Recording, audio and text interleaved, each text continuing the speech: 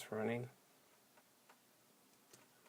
Hello everyone, it's Unit 13 here in the Laboratory of Insane Schemes, and I'm going to show you how I modified my Alice magazine pouch into a MOLLE magazine pouch.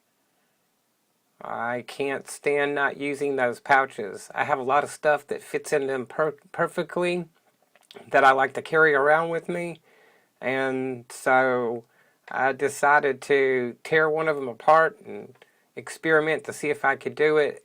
It worked really well, so I decided to duplicate and film the process. So if you want to try it yourself, you can.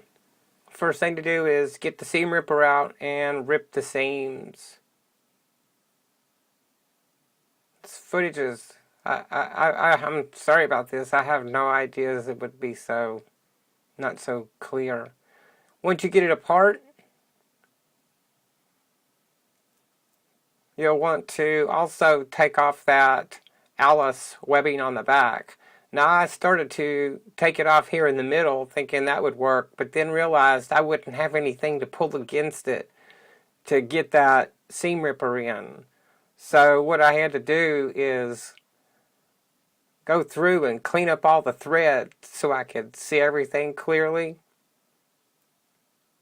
Once I cleared off all of the threads from when I took the half apart, then I could get in there to that webbing really easy and get it off there for the old Alice clips. That's what held the Alice clips in. Then it was time to move on to the middle. That would allow me to come in and pull the edges, freeing up that. See how easy that is to pull out when there's something to pull against, and you can see those threads so much easier. There it goes. Clean up all those threads.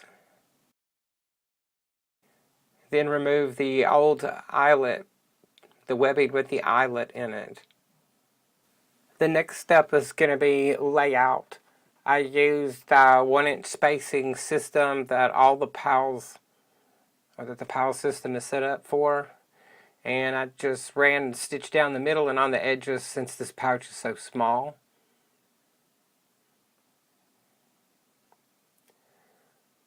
The next step is to get the web strapping together. That's going to be used to weave these pieces into the PALS system. This here will be sewn down to the pouch and then get a snap later.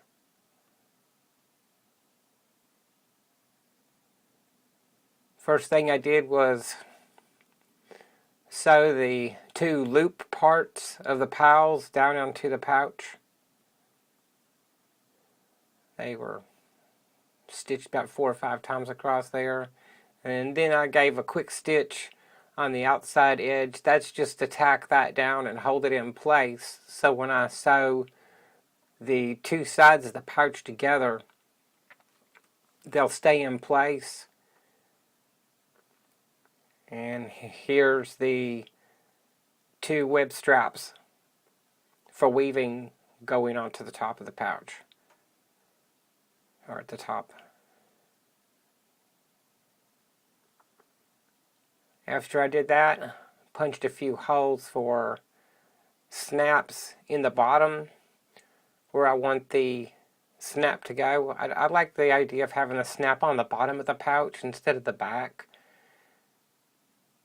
Gives me easier access to it, and it doesn't bulge like it does when it's against when it's back, like folded under and snapped against itself.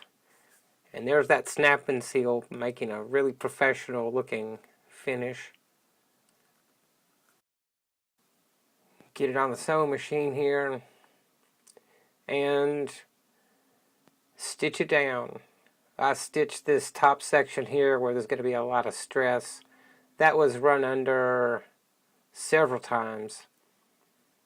I believe I ran each section there, the stress points, 4 times, sometimes 5, depending on how I started the stitch. Each side received double stitching. Well, it looks like I bumped the camera that was recording when I was installing these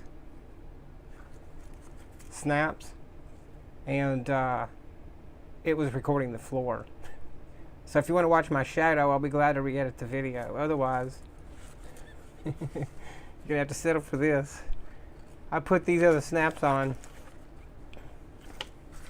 the strap part here so that these can be weaved into any of the PALS, anything that's equipped with the PALS webbing.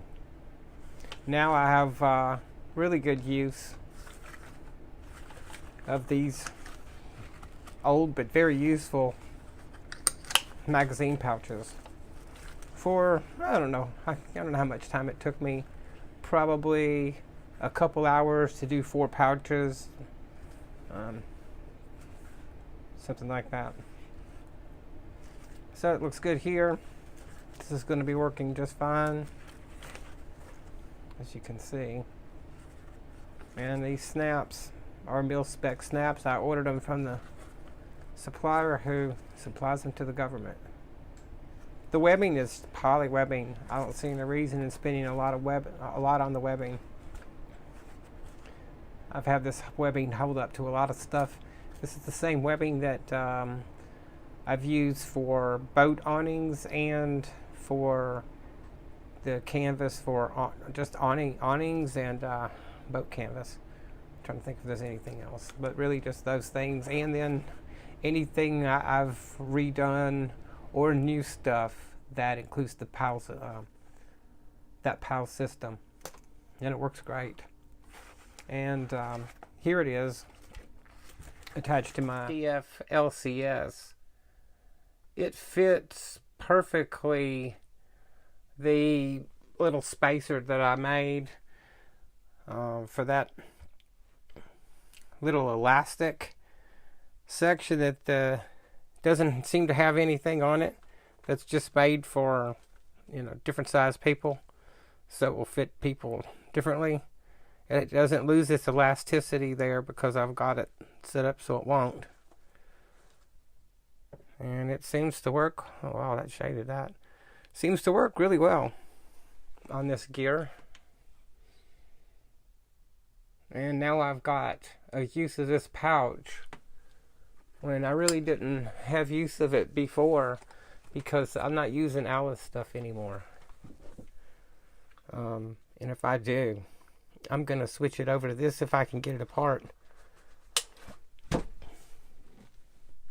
It's completely worth it. If you've got a sewing machine and time and the skills and some of these pouches, it might be worth your time to switch it over to the MOLLE system or the PALS system, because they're really handy pouches. They last a long time. They fit multiple items. And what else can you add? They're great pouches. And now I've got some that I can use on my gear. I'm not trying to keep this camera from revealing too much because I have no other place to film this right now. Okay. Well, there it is. You can see it, that it is mounted. You know what? Let's see if I can show that right there. You can see that it is completely attached in the PALS fashion, which now makes this not an Alice pouch, but a MOLLE pouch. It's been brought into the year 2000 or 20,000, whatever we want to call it. Anyway, there it is. Now a former Alice pouch, now a MOLLE pouch. And it's attached to a DF-LCS right now. That's it. Unit 13, I'm out. Glendale Lane, across Park Glen. Going to be on a commercial fire alarm, first floor office lobby for Monroe Harding.